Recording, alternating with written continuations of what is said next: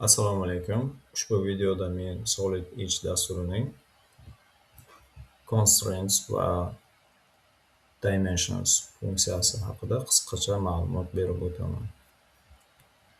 Ishni har doimgidek yangi detal oynasini ochish orqali boshlayman. Buning uchun fayldan new menyusini tanlayman va isometric part menyusini tanlayman. Xo'p, constraints va dimension degani o'zbekchasiga cheklov va o'lchamlar degan ma'noni bildiradi. Dastavval constraint nimaligini haqida qisqacha ma'lumot berib o'taman. Constraint nima uchun kerak? Aytaylik, biz sketch chizib oldik va sketchning bir qismiga o'zgartirish kiritdik va boshqa qismlari biz kutgandek o'zgarmadi va geometrik shakl buzilib ketdi. Constraintning vazifasi mana shu geometrik shaklni ushlab turish uchun xizmat qiladi. Misol uchun, bitta sketch chizib ko'raylik. Buning uchun men rectangle by center, ya'ni to'rtburchakni markaz orqali chizish funksiyasini tanlash orqali boshlayman va sketch uchun frontal tekislikni tanlayman. Markazni koordinata boshiga joylashtirgan holatda to'rtburchak chizib olaman. Ixtiyoriy to'rtburchak va deylik, uni yon tomonining markazidan aylana markazini joylashtirgan holatda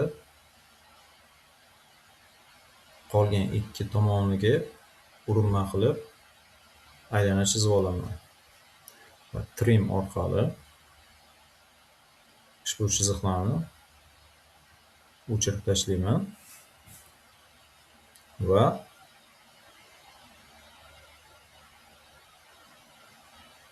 to'rtburchagimning,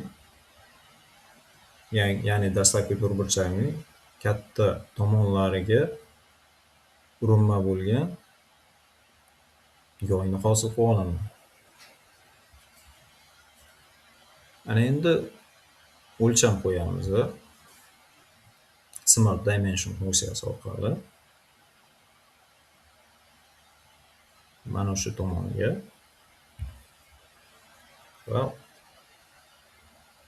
o'lcham 44.72 ni ko'rsatyapti. Deylik, ushbu o'lchamni men 25 ga o'zgartirsam,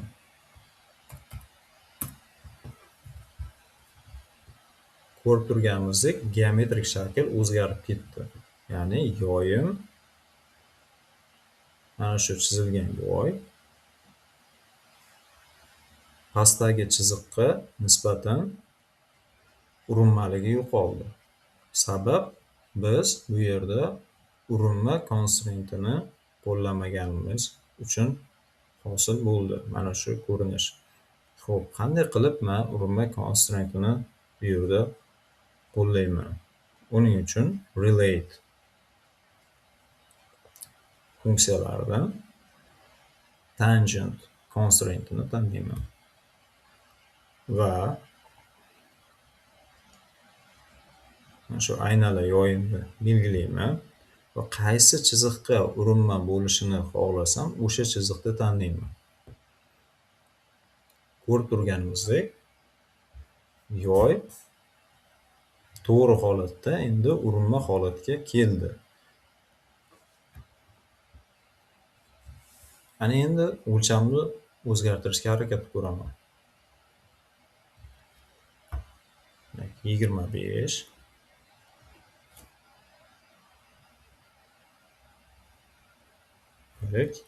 52 qo'ysam,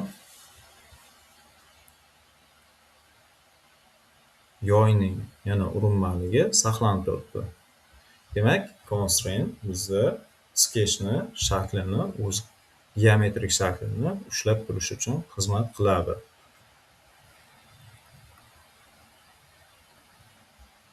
Ana endi boshqa constraintlarni ham ko'rib chiqadigan bo'lsak. Deylik, ixtiyoriy bitta kesma chizib olaman. Ixtiyoriy kesma. Ushbu kesmani mana shu boshlanish nuqtasi ushbu chiziqning yuqoridagi, ya'ni ushbu kesmaning yuqoridagi nuqtasi bilan tutashishini xohlasam, men buning uchun connect constraintidan foydalanaman. Demak, kesmamning nuqtasini tanlayman, boshlanish nuqtasini va ikkinchi nuqtani tanlayman. Va kesma ko'rib turganimizdek keyingi kesmaga mana shunday bog'lanadi. Agarda bu chiziqning, ya'ni kesmani gorizontal holatda bo'lishini xohlasam, men horizontal or vertical, ya'ni gorizontal yoki vertikal constraintidan foydalanaman.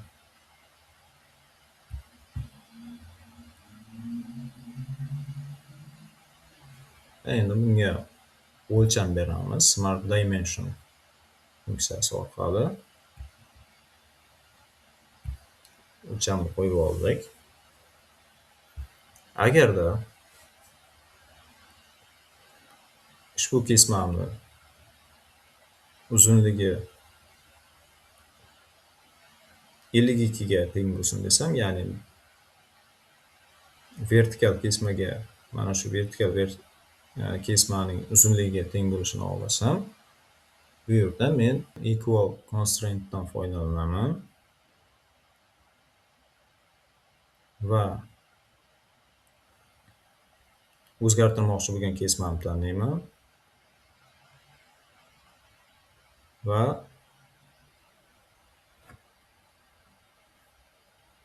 uzunligi 52 ga teng bo'lgan kesmani tanlayman. Ammo Solid Edge bizga bu funksiyani amalga oshirish uchun ruxsat bermaydi. Sabab nima uchun? Sabab 47.64 o'lcham bizda qulflangan holatda turibdi. Ya'ni o'lcham ustiga bosadigan bo'lsam, ko'rib turganimizdek, bu yerda driving dimension va driving dimension tanlovlari bor. Men buni driving dimensionga o'tkazishim kerak bo'ladi. Ya'ni o'lchamni qulfdan chiqarishim kerak. Buni ikkita usul bilan qilsam bo'ladi.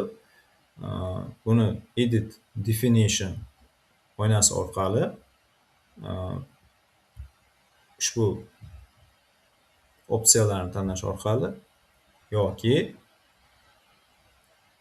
mana shu kichik oynadan qulf rasmini ustiga bosish orqali o'zgartirishim mumkin.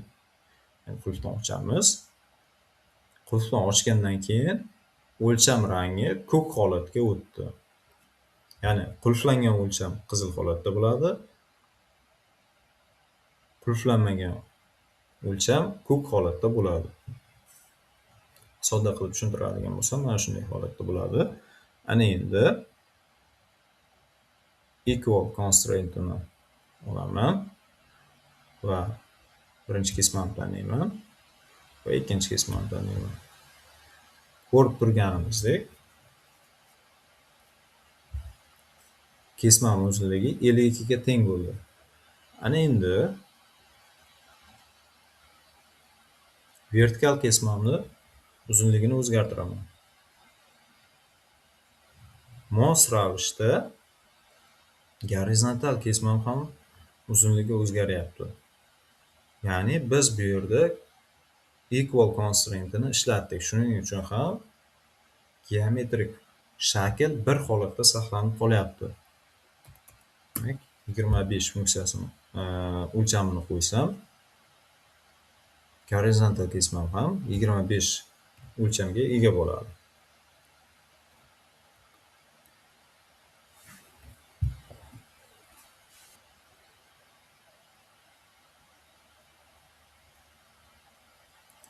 Keling yana bir kesma chizamiz. Kesmani boshini shu nuqtaga joylashtirgan holatda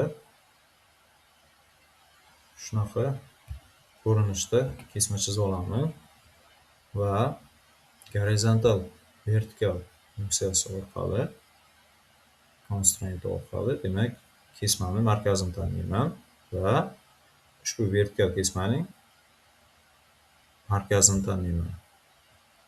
Natijada bu ikkala kesmaning markazlari bir xil balandlikda joylashadi. Endi agarda chiziqning, ya'ni kesmaning ustiga constraint bosadigan bo'lsam, bu vertikal holatga keladi.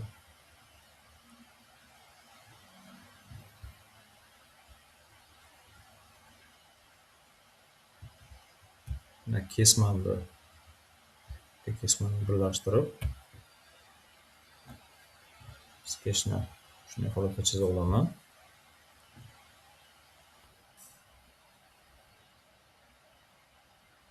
Deylik yana bir ixtiyoriy kesmani chizib oladigan bo'lsam va ushbu kesma hosil qilgan kvadratimni tomonini mana shunday burchak ostida kesib o'tsam.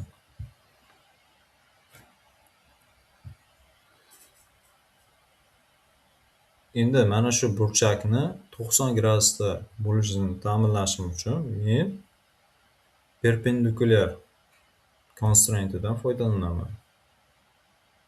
Demak, birinchi kesmamni tanlayman va kvadratim tomonini tanlayman. Ko'rib turganimizdek, bu ikkala kesma bir-biriga perpendikulyar holatda joylashgan, ya'ni 90 gradus ostida. Aytaylik, ixtiyoriy bir aylana chizsam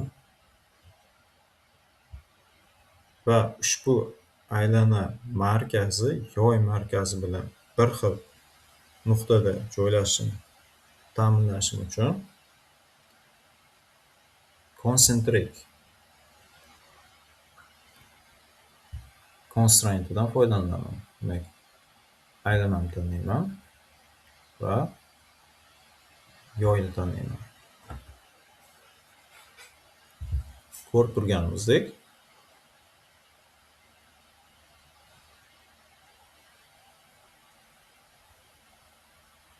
sketch ushbu ko'rinishga keladi. Ana endi Smart Dimension orqali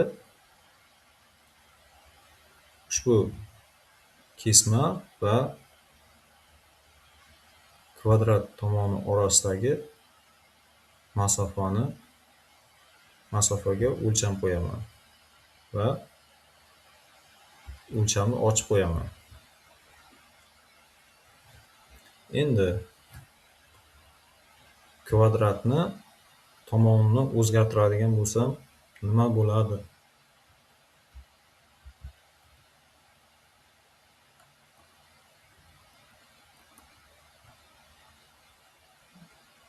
Deylik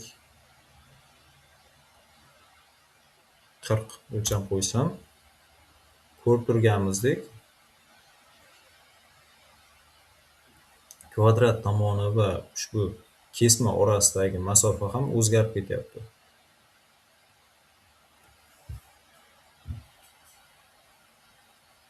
Bu masofa doimo o'zgarmasdan bir xil holatda saqlanishi uchun men o'lchamni qulflab qo'yishim kerak, ya'ni driving dimension holatga keltirishim kerak. Deylik 20 o'lcham qo'ysam va kvadrat tomonini o'zgartiraman. Kvadrat tomonini qanday o'zgartirishimdan qat'iy nazar ko'rib turganimizdek kesma va kvadrat tomon orasidagi masofa o'zgarishsiz saqlanib qolyapti.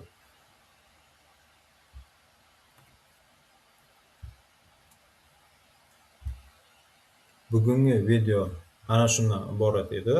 Bugun biz o'lcham, ya'ni dimension va constraint haqida qisqacha tasavvurga ega bo'ldik. Agarda video yoqqan bo'lsa, albatta like tugmasini bosib qo'ying hamda kanalga obuna bo'lishni unutmang.